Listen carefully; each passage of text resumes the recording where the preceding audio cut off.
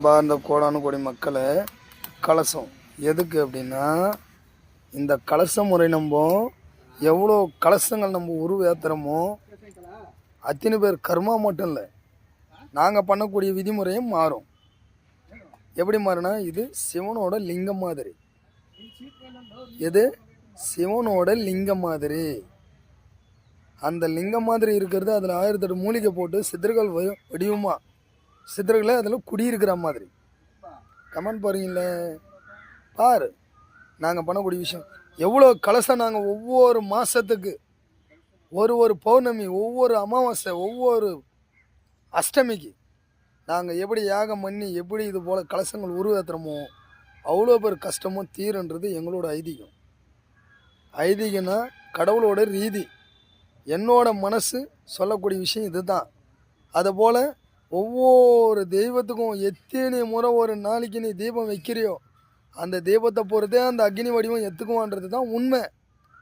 நாங்கள் உருவேற்றுறதும் இதுதான் ரீதி. அதுக்கு தான் சொல்கிறேன், கமெண்ட்டை முதல்ல முயற்சியாக வீடியோ போய் பார், எந்த ரீதியில் இருக்கிறான் இந்த ஆள் அப்படின்னு. அதை பார்த்துட்டு அதுக்கப்புறம் நீ எனக்கு கமெண்ட் போடு.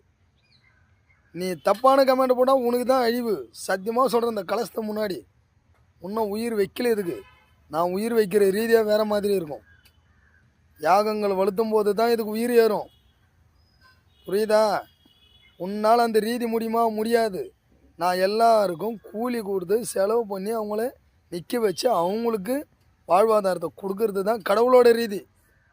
உனக்கு பணமாகவே தெரியும். இது கூட உங்களோட கஷ்டம்தான், என்னோட கஷ்டம் கிடையாது.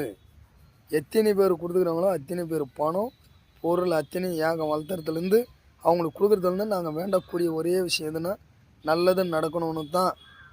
புரியுதா? நீ அதுக்கு மேலே நீ அழிவு தேணுன்னா நீ என்ன கமெண்ட் பண்ணாலும் போடு. அந்த கால பயிரவனா அந்த கோரக்க சித்தனை சத்தியமாக அதுக்கு பலன் உங்களுக்கு கொடுப்பான். நான் சொல்லும் ஒரே வார்த்தை, நல்லாடுறா சாமின்னு. புரியுதா? நீ கமெண்ட் போட்டினா உனக்கு அழிவு.